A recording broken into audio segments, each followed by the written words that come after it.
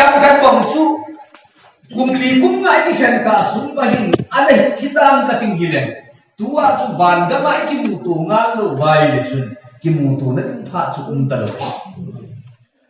ai le hi chi be lai le sum la pai sana jan ka alak atro la cho zo lo hin ko pa ka in ai pi hi tu na se ka tha tan ya lo ki te ka ti na ti ze chun pha atam zo hin ni ha pha zinga pha iga ti ze ai le pakain ni ha pha zinga pha sun pha ai na vai pha ni ha pha ai pi ho yang hi itabang chu ni ha pha ham ti hi tan tan ki ha thiam ji lo chu Tuli san bang ibinay le pagkayong insunga kay koma ama thu ki hil kom te ho so si adela hil nila pha ai che na le kaya ning zong nila pha him na ho zo si ning zong nila pha him ai mi tam tai tu ni za le him nila pha ti thei lo ning kata sa ne hi chu ni gya la na ai le hi jo chu koi ta mo mi ai le accident tu ho chun pagkay ka ki pa e ti chu sai chu ai le vai le kinot a hospital na rasta dal ho chu pakai ya phai ai le vai le ni ha pha amo ti the lo izin tu ni lain ka be nai le so pe ke ho pakai in phan man tam tai pi hi phan man tam le hin khu man tam da lo hi tu ni zarin a tha india do ki ni nim kumin lockdown sai zaran khat in mangabi kum khat sin mai lockdown hin mangabi ai ho la ba ne hal khat ka ki khan do si hin ho in kai ma za kai lam si ki lum tu wa le na bol mai thiu na da hian lo ba bung hian lo ba adia town area sula bang so yai le silent hin chu thip chat ni aza asim chu ho in ti kai to muyam ki mo mu tu to lo ho in da zong ging ta hin him lo ilai ta jun ka be in ka ngai tu ai le tu lai phar him phat man tam ki ti hi ipiham ti hi mi ta tan gyal da in te ka FSC Bible in tu lai ni kuya phat ta lo sin phat ki zen pet sa hi ki chon bu na chang som se ki na som le bu na Tulai ni ko phata lo sin phat ki zen pet chai ki chon ti FSC Bible ai se ki uchu adin ning kuma chuna ki hala ti sa ne ka ti chu adam la chuna thuai se tho mai mai hi ata ta tu le he chu ki tam be se lo hi ning kum wang chuna yai le mi pum pi ki tu ba he bai na ke ho zo a ha a sim ho in kai lo kai Hoi ki kai lo phana chun hi ta banga chun mi ki thiet na gam a hi ta zi chun ki thiet na phan a hi ta zi chun mi ina ya ki khulai lem ta pu I din a ki khu chit chat ring hinai ta chu ka ngai tu Bible in tu nai ni ku ya phan ta lo sin phan ki jan pia chai ki chun mun tam ta thu pi mangina ki chit thu pi chu a ki sei nei ai mangin a ki sei phang lai ta chun koi ma cha a gyal do phun Hiep so ma hiep pu in hiep lo ki han nang ile aman tam dam chu ta bang hap ti aman do so pu bi ning kum wang chun mi tam ta in a hiep ding ka ta san ne na ai le ho in kai wa phat so ta hong kyum phat a chun mi tam ta chu ho in kai thalo danin ahum kita online ceremony ti bin za cho ma phone sermon ngai loi to I loi to ai lawai hi ta banga chu pathian thu adam sa ta lam zum tho ai hi ta banga chu ho in kai mo pha a chi chi a chun ho in kai thei na pha ong tun tun le ho in di mi ki chu in tin ki din te ti chu lum gel ai ho in ta ong gin the ya ho in ong ki kai ai le lum gel to yom abang di ki pu a chu ki ai le Hi phang lai ta hi ta bang phan ha sa itun mo ba zong chu ilim do ba I kha do lo ba ilim do kit lo ba le chu I ta bang pha chong thungan nang ni le I ching do be ilim do ta ni lam ti na e zin chun shu be te ho tun zong ni kin ai le zina ki pada mas bu lo ho bul lo ho ki bul lo ho ki tum lo ho zani finding ki ta chu chu tieng le India ka ma ko na state izaram khat a ko na fly a humo zo si chu infartule han ko na hi ti ngai le test ball ni kita chu a chu ti ai le chu lockdown hi imalam ba aumeti isu mil lo ki ka sei nom chin ti habit yai ning kum da ba chu pha lum lum ki the ai zi hi I pha nei pe cha wa hi hom tho ta pathi ti hom ji apoi mo ai ka ti ja chu kan se ai bo na I zi hin tar ta hin phat man kam hi I he do the nai bu ve so bi te ho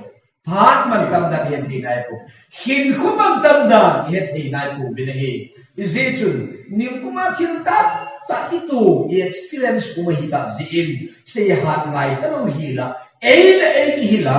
ei le ei za kaya ke su ta ringin pan ha kan law tin pan ha ai da di pathin ho khom na pathin ho khom se se hi lo phat man da mo mo nga khom tho ta phat man di de pu se ze nga ti amasa a itu ba ilu masang pa yaw sa kala se pathin no umpi ju an lang tu ni za le hin phat chom sa ka kai se no dinga cái hậu lim này ba cái đấy sa hi ai le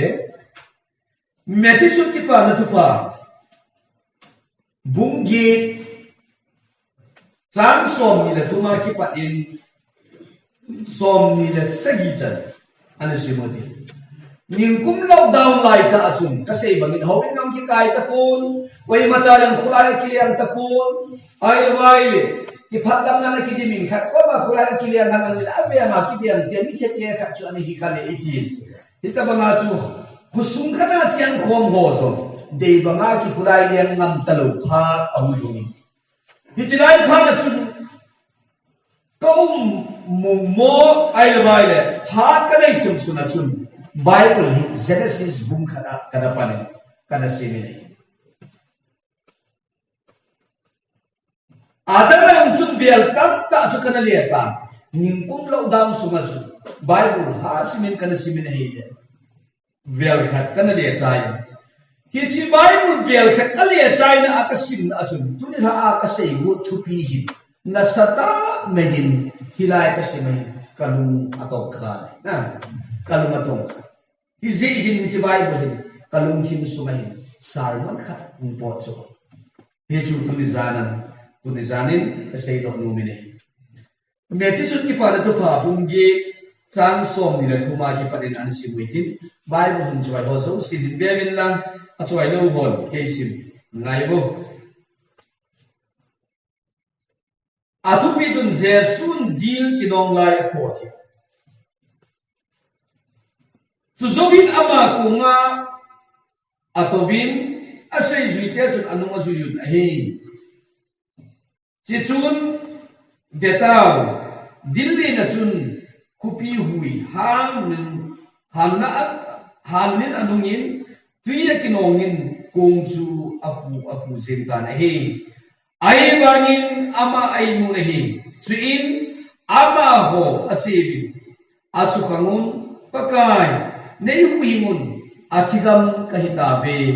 adibi he suin ama aza oba vota san hom hom ibona kicha nahi bem ati chutain ama athobin huile dillin chu aphoi na hile athi hilta chuin mi ho chun adat mol he zengun ama hi itimi hingna huile dillin sanin athu angai ati binahi pathi din athu bon cha bali na thain athi bu pikita ama hi ipitidana itabang miza huile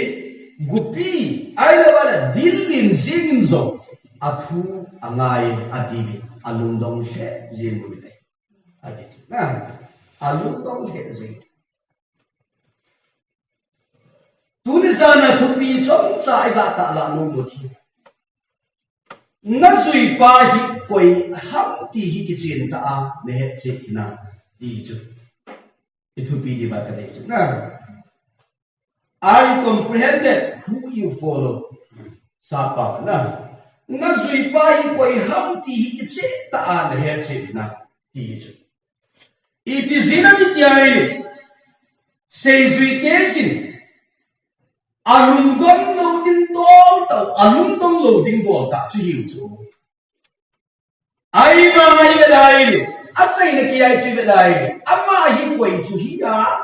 hui le tui pi din lin ho sarin zo athu angai zin hamati ama ho zo alum dong he zin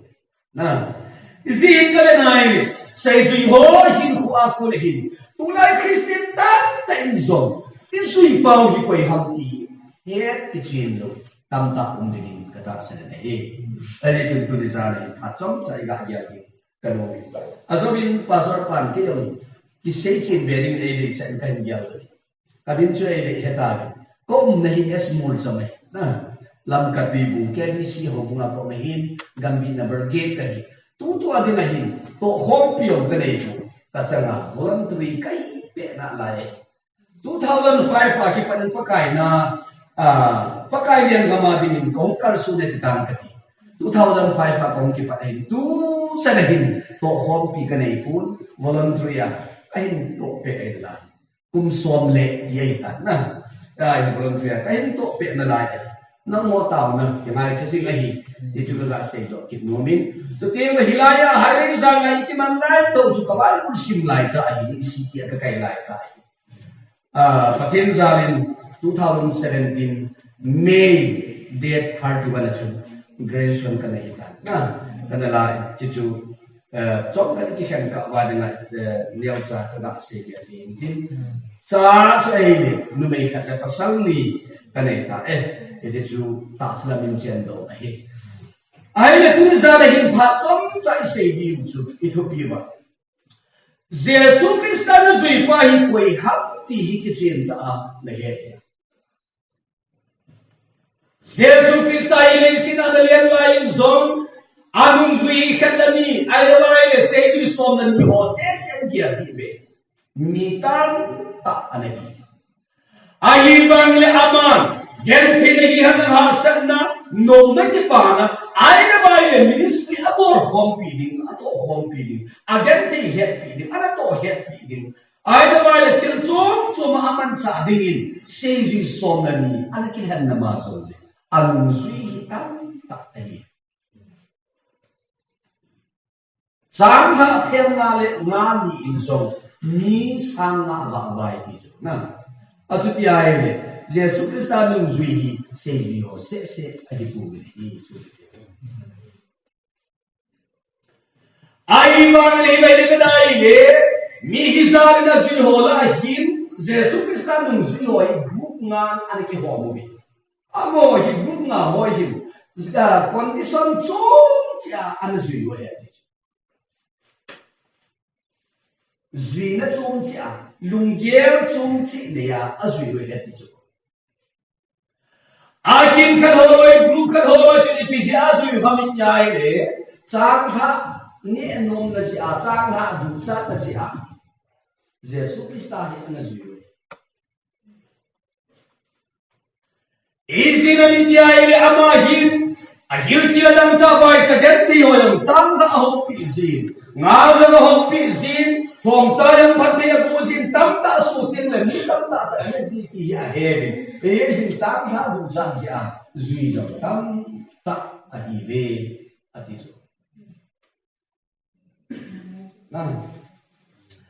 hi tu le website ki hamin gai le ta sa oi wal ding se a pathin ho num ho ta sa oi wal ding bo ei ma wai pu ding sim bo ki kial na se a Christian nu zui ho ai la ba Christian ho ye ta we ngai lu na di ka pang yo zet na ma ho chun azui le bin sang sa ania ti mo ke pa obin sang ha ania lo ti mo le ke pa si ta pu ve tam ta an zo ta selama dinga ni la don ding oi ba ding inei king le pathin ho akit pa no ni yan te ti mo le ho in akizo ni ai anina ho ba chu kai ho hi ba mi ja hi le ama ho chu koi ta mo mi te ta sadam nom ji a krista nom ji ho hi de ta sadam nom ji easy na mi ti ai jesu krista in thum ko bei ho la sudamin ha ho la sudamin na sutiengin te me elbai ho la mazon sain min cho ho khum sain hidam ma chu hi bei zat chom tum hi bei nam ki mo lam ta bor sa adam so be ti chu la bible in ki chi ka na le Zechun ta sadam no tam ta in Jesu Krista adam pili hi ho se a chu ta sadam din de cha na se a mi tam tai a chu ati tun so ine na ile tam ta hin taw na hi ha ngai ni ngai cha ita san ji pai ngai cha hi dam no ji se bo chu Akim kacumun kajakan thia ta aslam bol chima jong doctor afai apha ai labai asi apha zo kiwiti khentalawin kisan sa thei thei kisan so bintin achai le ke ting la adum don la ke ting le pathin ko ma taw na intibe na hizi benai ama ho chun ta sama dina dam deng nai chan zi mai maya kristanu hi anazu hi Adis. Ai tu lai zong su beteo. Hits group boy. Tu lai eo Christian kham sunga dong ni. Abe adi. Au. Na. Ai akim khan holoi chi ta bang ho hi ba mit jai. Thil kidang abol beno mo hi be. Thil kidang abol beno mo. Jesus Christ ay thil kidang ta abol si eti ahet si wa hi. Atil kidang miracle sa bol ko chu abet no we ama ta san sia azu we ko atil bol kidang ko abet no we ai bang le pathin hin ama lo pinading mula hi lo bai til kidang hi abol ko ti he chu na ya chu ama pha la ya chu ta san lo tam ta san thil ni mai apha phan le amun munai til kidang pakai abol Even I atil kidang bol basan pen sip habit el kanal ku a mo pui bol ba na tui liang pi tu yesu sa iba bang che mi tam ta kidang asa u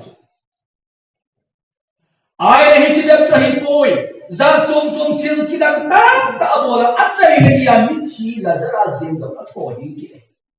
akai ho ki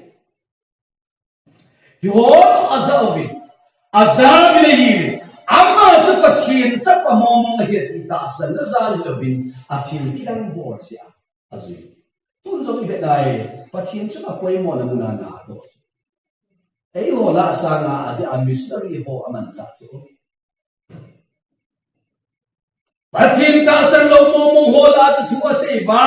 ai wai jesu kristani na ataw nemuli Analo anapa ang ananumang ka adama ay naman le kita ta athira su ti ngai amuan so kilaya chu bilung nei na anei si na ti lai kham ti dan nan tu lai kham si ma pakai na poi mo na na ti kita abor chu ai hi amu chu ni ho ta chu ne zui ti ni ave nu no ata san ju na aban kinai benai ni Koi ho chu am ti ai le musi da na hin pal ke na musi da na hin pal ke nge ai mat dik ti chu hiem mo chan ni hilai hi le chakat ga se do mong chi pya mi ti ai mi hin khat chun hoi ai hi hiem mo na ni yam ti a tu ki ba ya ho hung su ji ma lu koi na la lu dham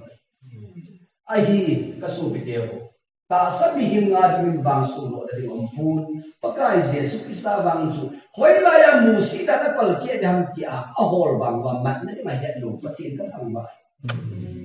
izina mi ti ani le azol pet ta akiman puyong chu ain puyu bi ama ta zon pet ta him manuhin Jesu ko ba yu ta me ilaya Jesu ko ma si ti ke musi da dung su ya ain kalbala cha Ven Musinda na ipitung zui ba chun azol ke ta ki man ho chu sunga se ki la hi di sa ni chu azol ki lo ye na le Musinda sabat ni ko ho ani te mo yam ye sabat ni ko amen thing ai le bai le buhon ai le bai le aphat ti amun ti ke ba ga kar sun ho chu sunga se ni asia ni lo ko ma chu Old Testament na kisimay na Hita mo na azon beta ki mana hi musim dalay pi dung sui ba ta hiya le se ni ti ipiti na gelam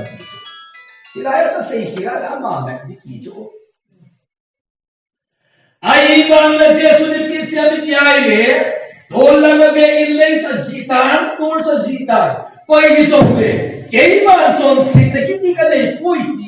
ti na mobile ama ta su min se mo bin into pi aboli na hile kan na kibumin at kibumang kaya khat sa ta bumin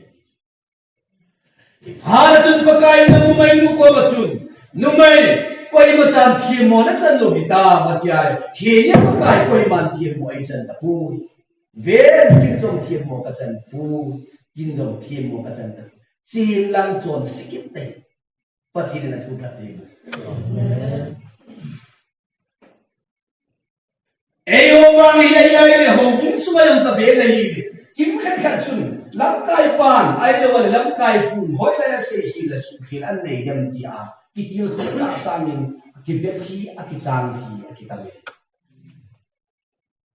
Na kita bang mi hiem chu hi kho vai su pete. Jesu Kristan nu su ho la hi chi dan ai su ki am tia Jesu Kristan ni an zu ho ta bang i le ti ya tin ka Mihim kana tim mo na din veke hi lobin aha samna a til ko hi bu de hi apoi mo ma ji Kristan nung zui hi na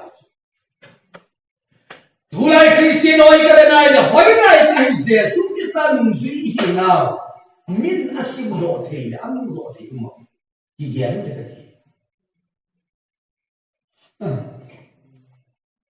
sim do the Kristin that do the Kristin I about as we take Christian can hold best.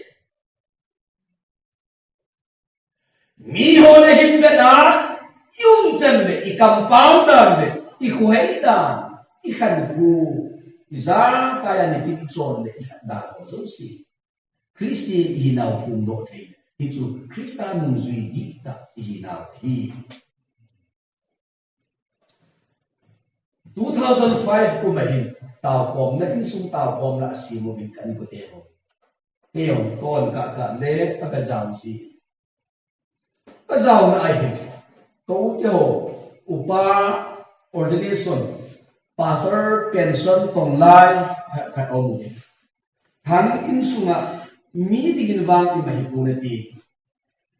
ke kham no hi pu na te sim kham no hi pu na te mi ya dingin ki zong le in sunga nan ko sa ka khata na hu ma mun chong ma kia ni mana bol le ya pa kin tu na sia na ba le a ki pa le je mo nen sum mi te ho dingin ki thanga do mi ki fa o mi min mi ya dingin ya sa hin na ki mai ki dong je in sum min ka ki pa pi je mo bin e hin na testa mani chong khat be se e ti cho ka ta ko na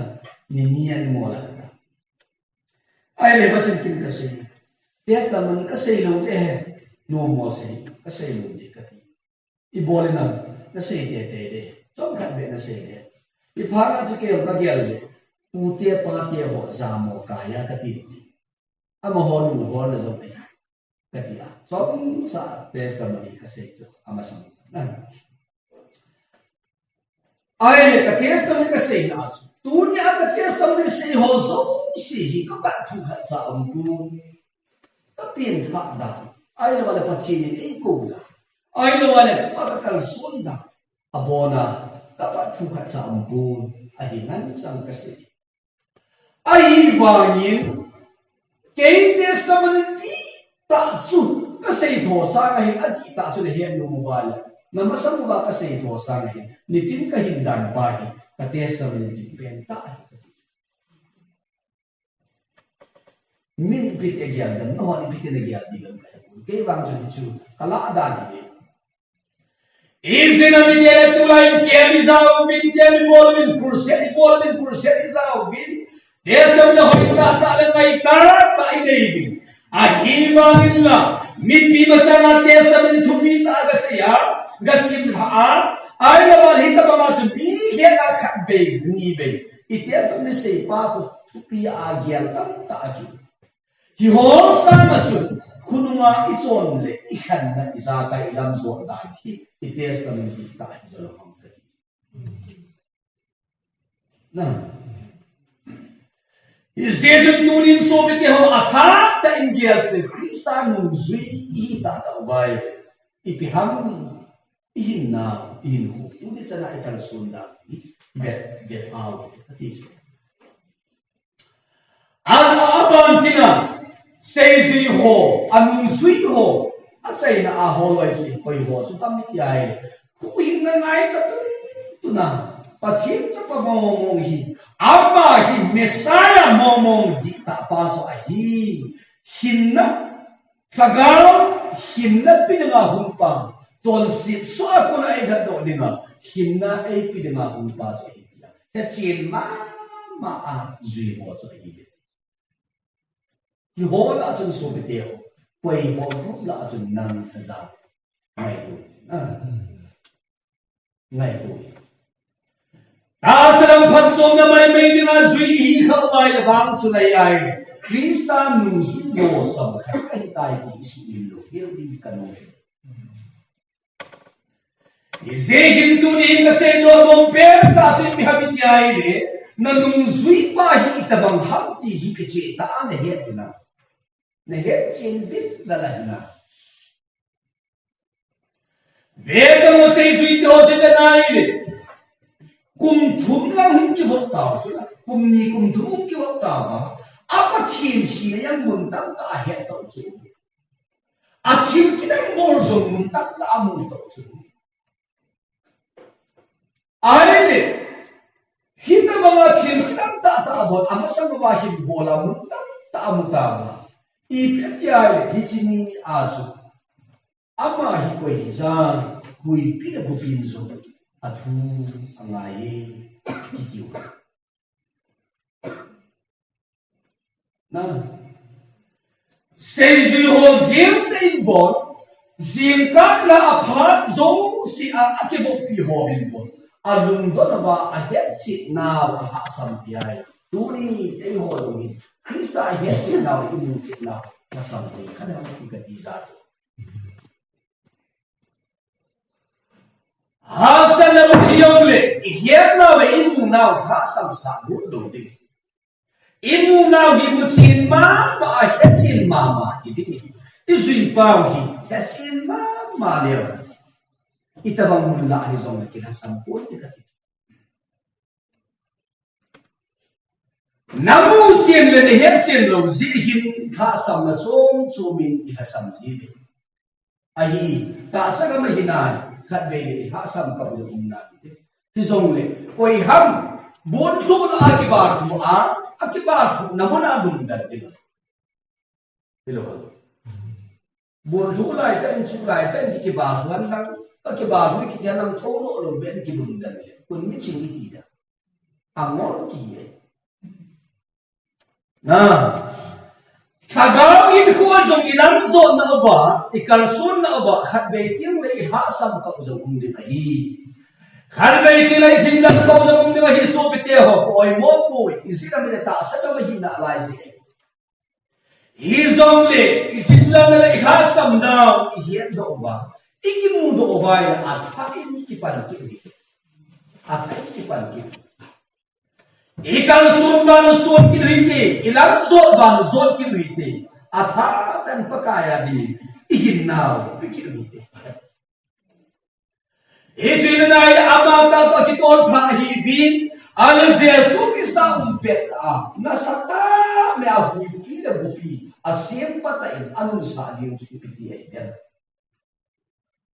Kristinin ko iputaasan na kung ikitor sing light of him. Itaasan na kung sulong din yung sitang kaumit apat si na ito. Na. ông đang đã chỉ bên này Giêsu mà ta ra mà chú là kita bang hui pi ko pi ho chu nun sa hi te kilom ta chu abula bala nun sa hi te kilom hilo om na anung su ho man sang ke chu ase li ho man ai la ama ta so un na lai se na hi ta bang hui pi ko pi an ta lam si na ki sa ke ba om zi chu be dai ai ama no ta ai mi ti ki chu hi ba ni be dai ita san kungu ita bang ham ti khat be be tim le vet ha na yang zi hin te kati hello ai Jesus ama ta za ba ipitya ya anung zui ho ti ta bang yang ti yesu na chu athu di mo chu adai sa ki athal ki ta so bi te ho ita san ha san kan ti no ita san ki bu na ki chu ilagaw hin ko wa ilam zot lar na wa hasan kan tin itu hoki kita asan ki bulfu na dicho ita asan kung kitol di thena dicho ai bangin la mi tam ta chun ta san ha sam na in amang zir hi kichu hilo de na yesu dia ve ita asan na wa ko ita asan ta lam zot jing lai ta wa dam ki ita bang mi hi bang ti hi vet ha na ichung ba si ti isu mi lo de kan izim chun ha sak ke ta zong de pakai tu zi apoi mo hi ai mi te hi mi te han nang ha sak na be hi din pati ke ho le bang ki ti wei yong le hi bang chu tin ha sak ta hi ni ta sa e Bharat lama ho hi ta bang hui pi mu pi na sak ta au ki tho Bharat chun Kita bese David, Allah nasiya theiru pare chun Jesu imanom lai la asukham le. Na, nom na sabi si a tagaw ka man na gamman kha de ngai le, itabang kha na chunga mun dam ki ano.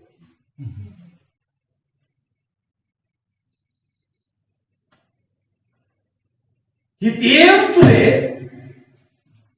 nanop sa dalam pia tu nan si pai pai le. Hui pi da pi cho ha che che ti pi kham li na na ki le ai i ti ni ti na su cha ta lo ti ha se na chung chung om chung ti ngai le hilai ta hi so pe ke ho in zui pa i be pa krista hi su kha la ya ti su me lo de no me pa ti na chu pa ti sukha suiti sukha diwa ama ho bang sunai Jesu mulai ta cho allo kha ba tho kha ba ben athigam di kahita be ben athigam di kahita be ati ba su ei ho bang sunai Jesu ke ho tau na paka isu kha lai hello hai ai kim khanoi lo hin no sa dalam pi chi ba Krista nung isui na ba ko na igaman di timu de ha sa ta kam ta mu ni ke mahin ko yang til tam ta kai kam kai na pathin hi igaman ti mu e ma ai mo chu acha bi ta ta ti su ke koi ham achan achapa ama lai gila kuna pin do a athisana pin do khat chan chapa khat i lo ni ma koi ham tu anu la pa to ni cha to khat ava amang man ni la hon lo din om di be hon lo ma la bu la ni lo din chu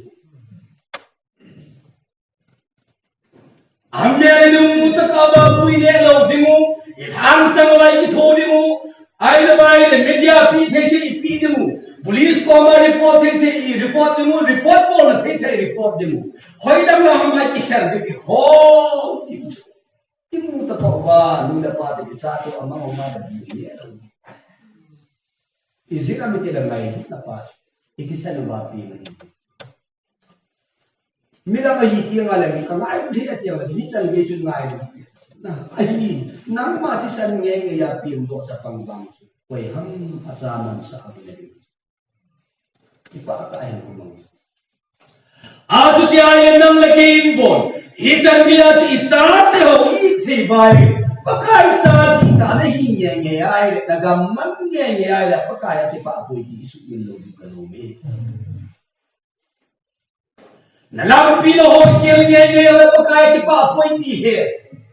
tu in ka na ai ka cha te hong lien diu diu ta in ilung ti ka ba cha hong kha ni ka nge la ya lai na tum ka sa ne di pa hong he thiem ma ma ta nula pa te ho ka cha nu ma go da mo ta ki si ni ga tu ti nula pa te za um ta nula pa te ho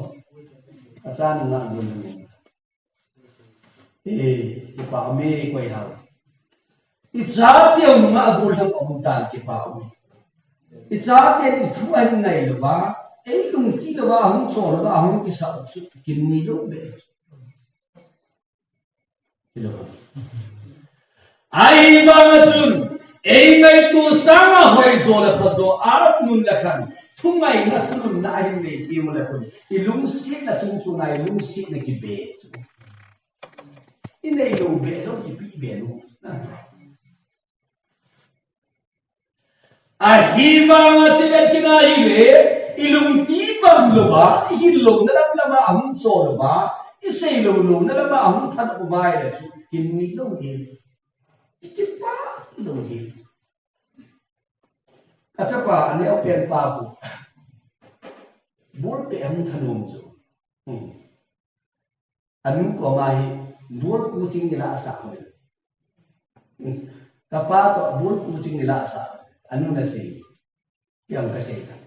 Lekha patel sei bor kucing adu da sei. Kipini jo tapang jo. Jadi kasi ya jadi kay ko ma ki phin ngam lo anu ko ma ki phin that that ki phin that that anu him na sei he nang hi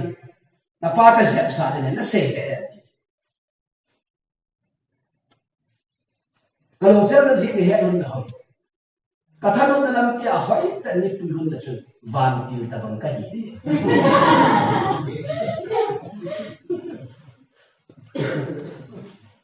tha nun na lam pia ta ni pu le van til ta bang ka hi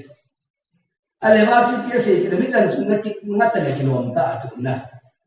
sapang na khanok dalam pi pi apu de na thi nin ka khanok na ni pi lo ani ji hi ta chu ka ti la ya chu ipa na chu kin nang khat le hoi ta ko athanok na pu de ha ki ti ba nga chu tu a hi bur pe na thanok chu bur pe adon phatan na ki pi han lang hung thi min lang ISL ho bu pe ta lang min interview nan bo ha lang sap pa por pa interview nan bo le nang don thi le hoi nang na dan ba di da di sa ham tu la to ka bu na na hi ka cha pa ai le da sei nom chi pi ha mi ti ai cha pang cha yong chu ki dong yen lo lam ta ang tha ma ang chi bu dai ki man ji ni chu ki nyam na ki nei mo Lagi kini mo. Aile, anyone bagi charge ho hitan biya si do ba, ilunggian pang ta achilo tingway ha sai sa ba ipu na bay. Ve pathian sa kita na hingi ngay de, pathian lam pino ho hirtil na pakai ki pa lo ni. Itu ni zain pada canggih na. Hizi atua atia muria ka se hipuin kay mata sa chuwa ka het kin tamta. Yo chu se lang tu in se lu tu. Som khat pi ke yo kalam pai se ji. Ai sung lo ha sai aboi si. Boi na chu in sung ka na tu. Ai ho ti ki kan ka. Yo chu se lu ta pung ka ti tu na. Yo ka la tu ha sam na le ta ka na nei nei. Ai ma ki la tu ni sa na ka se do nom chu. Pathian cha di ta hi na chang ni khat chu wa mang thei lo he ti na su mi lo.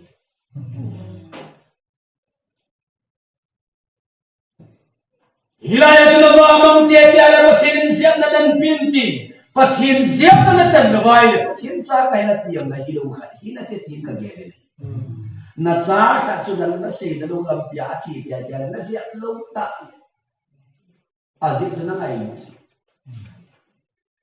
Izehin patiri na tali ta ho hi ama lung lam lo ta chom ti ngai ni ziak na chom chomin a ziak sin hi chi ziak na chom mu da ziak na hi kun ngai na sa na ziak na hin pathin ka thang e ngai na sa na pathin ziak na chan ti ai pathin cha ka he tin ki ke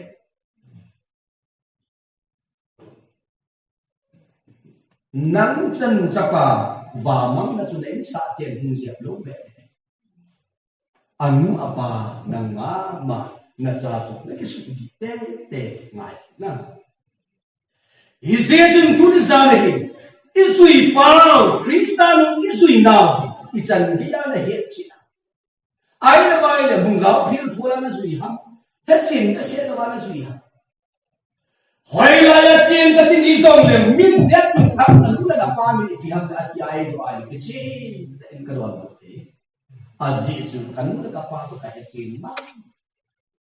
Hoila ya ciyong le mitap tak la hisong le kapah tu kamumay le gala pangin song amel kaya kanti. Hijiku kapah mo ay himpa heting kaya ciyong mitap tak la umsong le kapah tu midang tu akihik na kaya azizu at sadi tak kaya. Hizihin tu ni himso biteho nasui pahi. Nahing pati ta ahiti na hetche na Krista. Nahuhing pati ta ahi ti ana hetche. Ni tam ta hetche. Hetche lo tam tao. Even ay Judas prohin kumtum Jesu Krista nung anasuin anak ibokol. Nong ta achi na achiin abor na buntang ta achiin ta gom nan da chi hunin ai le za chom chom na chi gets money huna amat sa ni za in pga gets money hun su the story sipai ho ahin puya dai le ahin zu ti on ti ai ama to yo ama za ne dia tam ta gets money huna ta le ke pa chi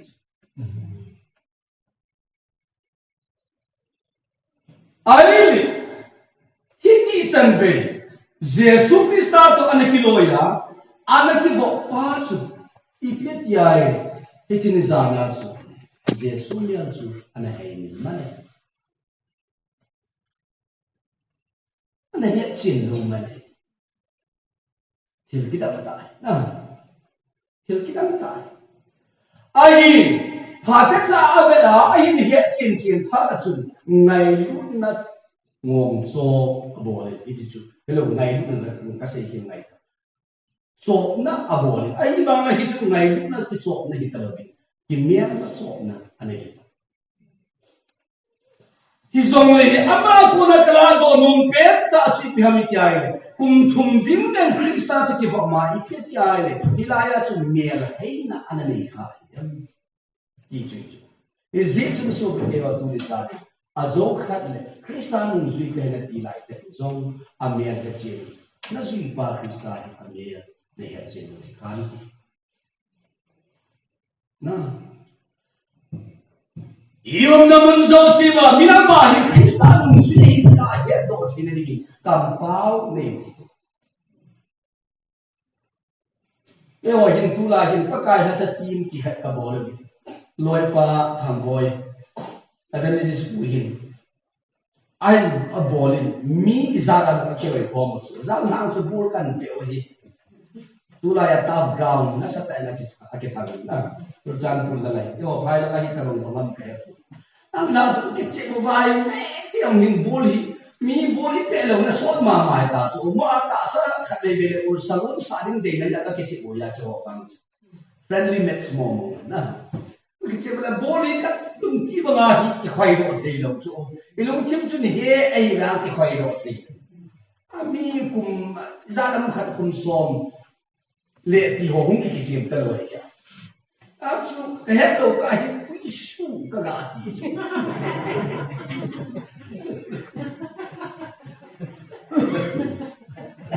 loi pa khat pa le pa kai ha chi mo ku shu ti um thei lo le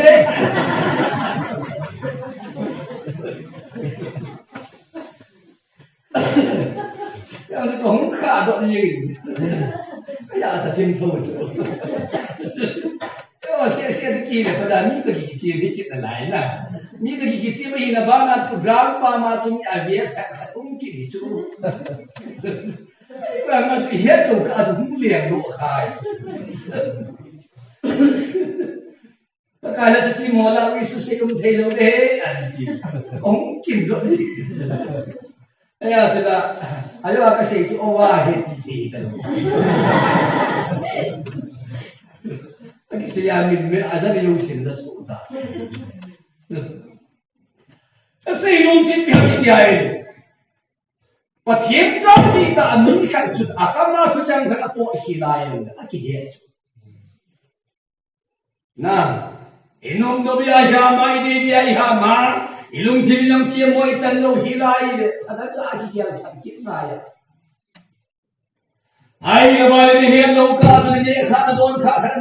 ta hiện lâu rồi, và thiên gia thì ta này ai này, là lúc thì mình thiểm là sao đâu hiểu lẽ số tiền.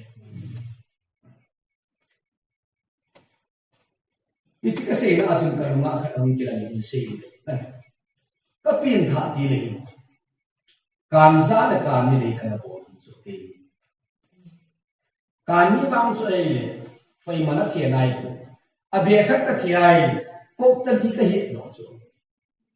cốc tân đi cái hiện đó anh tin áp cho đi cái mèo, cái loại mu pa hình, lắc cái lăng về lý của họ, nè pa đi bom chinh họ bom nè, anh đang quay mà nè đó cho đi cái mèo, cảm giác hả bộ là cảm giác này thôn phát lại cái biến thái hình, công biến thái phát hình, cảm giác này bộ này cái đồ thì mà nó Ipara chun kalwain ko makasi. Apin thata si in kanjali ho bor kiti.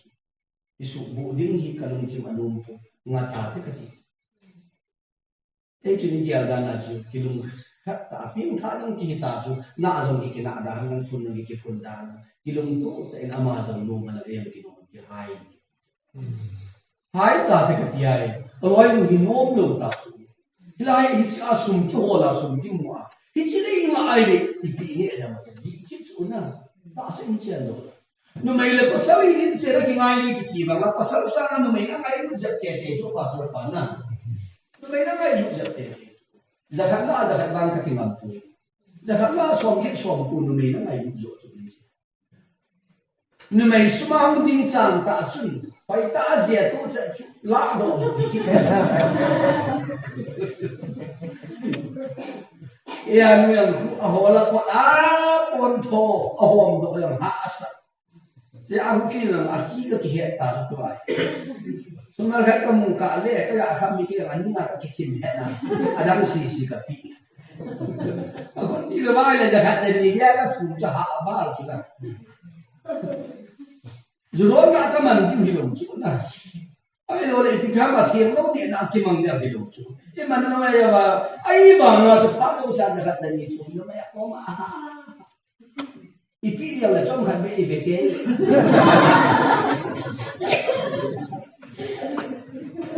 Why isa ay na hamit yang la hilong din. Ina mai ko la ta ki kibat num tan na ni ni to ki kibat num be se.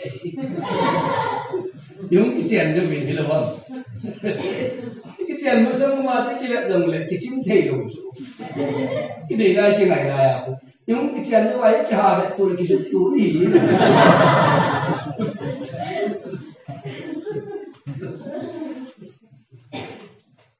Ai le Hichi bol bai ipini agama jadi kita. Ya saya nom kalau aku tidak bolta. Tapi ya, abol dia tu. Zingkahi tu peka kipuda. Zalai thod dengan keciai, tapi hum kaya kakimai itu ah. Kalau timin ei fal. Kalau timin paru saripi. Patin ei fal. Pasukan siang papakin mereka. Nah. Ibarat tu loko tu hin kabuk sunga tahu lah kain bangin pakai. Ke body no kahi pu. Bolo di kat hin kalau yang bol dia dia dia apa mana. Tapi aku tu tiang kat kesan kita ama kamu.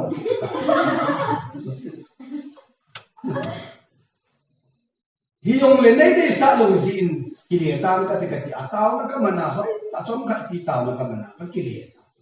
le ni lo thot lo wa ki kile na chu ma sa aga ki ta na na min bu chang ni hun min lo la chu na nan thot lo khan nei na hum ki ma le ta le ai le thot lo chu ka thot le la ki ni kan thot lo ai ta na mi hum ki ka ke ngai tu kalung thi min ai phal mo mo tu le dei bol le wa kalung thi lo mo mo pu ya chu hum ki le ta in ho sit e ama zon counseling bo ta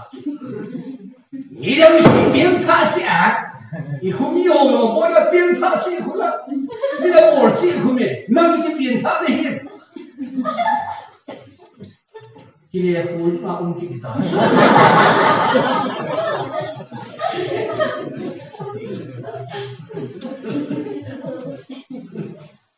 Ama tu kau selalu pan saya aku, kau sering dengar aku ungkit kita. Iku mi yo yang变他去啊，你那我去后面那个就变他的。Ati le ya chu ati lo chat ni le de lo ni. Ati so ka ai tang ku ya.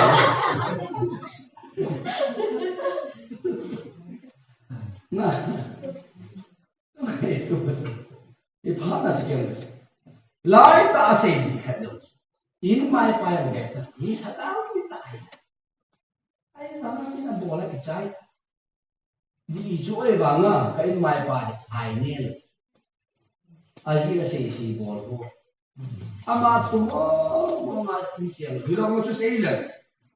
tam be sei da tam I phar chum kin ma ma ko ma ka sei ta adi e na sei di I pin yai le I ho bum yo hi pin tha chi hi ba kan se le bol thi na ka ka ni ba ke I ka pin tha a kan se le bol thi na ka ni ke yong kan mo do ni aji ve ke mu ta bang hi ama ko chu mu man ni de mo tu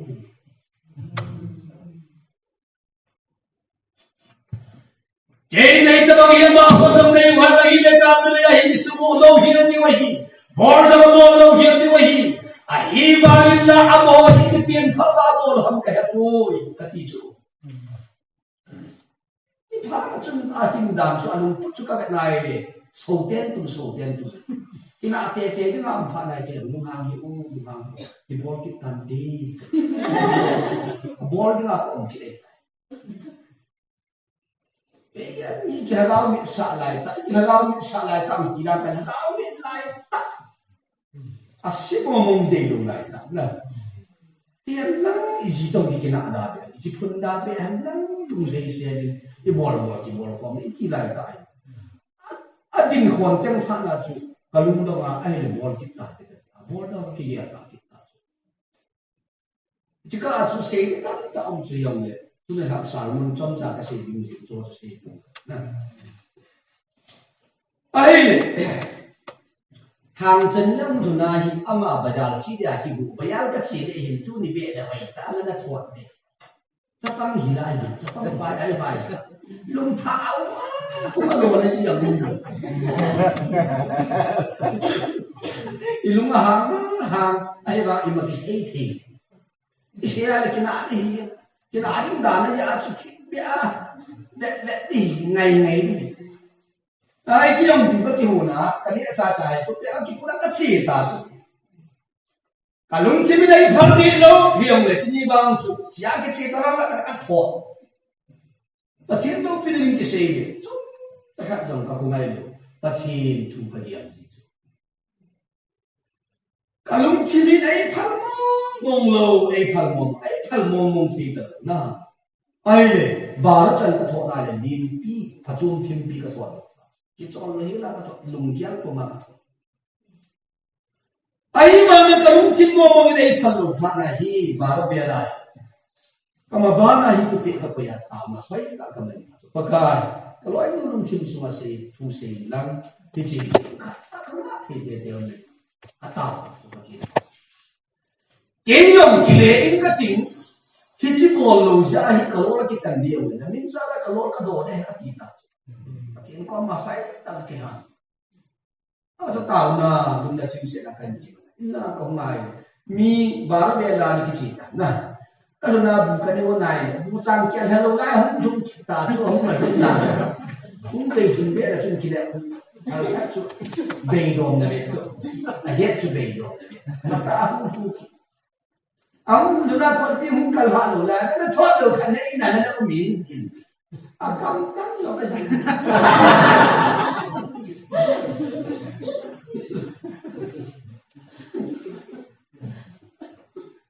thoát là chút đồn cái đồn à gì chút cái đồn một chân ai thì bùi được không để đồn đồn tao các hồn đi chút thít đã cái hồn là thít chân là itu lah buat anak amu nak bayar siapa tidak, nah, tidak. Inilah ayat macam kasih. Macam nak kasih. So aku kat su, mina asih dia nak kapau pin, tak ada dengan hikian tahu nak kan? Dan dia ni lepas thiên jalan tu nak pin saya pin, mina ala asih kita deh.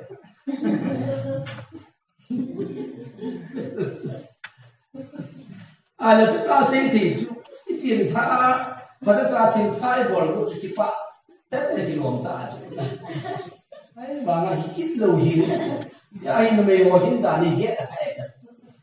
Jika lah hisai dia tamatan yang hisai, angkat itu, sama ni. Tapi entah ada yang tahu nah ham mengamang zong ni, lagi pain. Patian zalan tahu nah zalan zong tun zong dia kau disin tadi tapi entah. Ai tu ai pian thak phak ni pathian dia hin ku kaman bu nai nang ei nang masapet na hata ni je katika ai nilai de het de kat chu ke kan sa ni ka bon lu ja sa ni ka lo ra tan dia ka do de ai hata chan ni bol mo hi te na ki ai ki sian thika ke la bol lu da ki dia phak de Pathian mina bolu dah dia pakai. Ai, nangin bol mo hita na tiya labang di kichen kilo di. Hoy tan gen bolu di ngal ki chen ta te na tiya. Hoy tan se. Jingka la bon ku. Ne ka bang ka in ka tin u dia ko ta tin se. Ka ti ta chu. Ni chan ya ta ko ki dia ta. Ai Hilaya tu tahu nak kaman saya kedua ai. Macam dia nak dia ai tak boleh dah. Saya akibat dah boleh aku. Kalau boleh bangat tu hak satan tahu. Nah, ibu hijau juga yang saya biar. Pintar ni tak kan ni Pathian jadi tak kan sudah ai. Til sini boleh tinggal bang lalu tilin awak pun tidak. Ilsina bordong na kusa na dilo,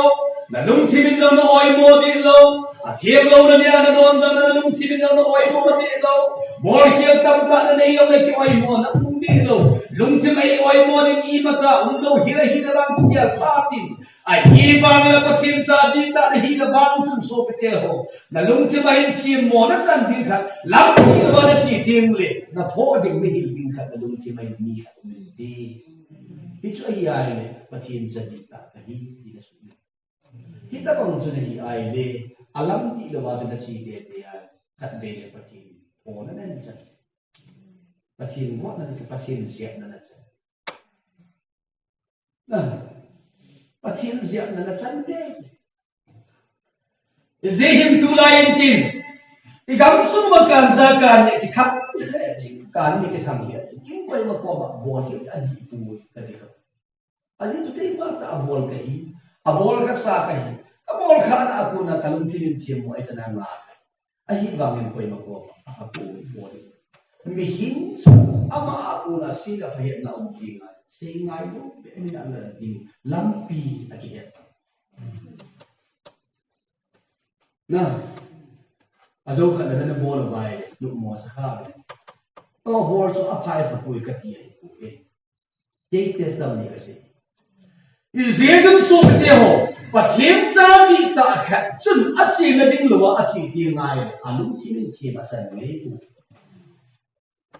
ai vai le abor de ngalo ma ko do de ngai la lum thema ki pa pon a thanga lum thema ki pa thei si ka po ai ding bang ina sei no thei si ka po ai ding bang na ta ina lim no thei si ka po ai ding bang ta ki pa no thei si ka po e pi si na mi ya la alam no ba chi kha ta si ai ana lam pi di ta chi zingai le ama to thanga khang to che din ki pa che en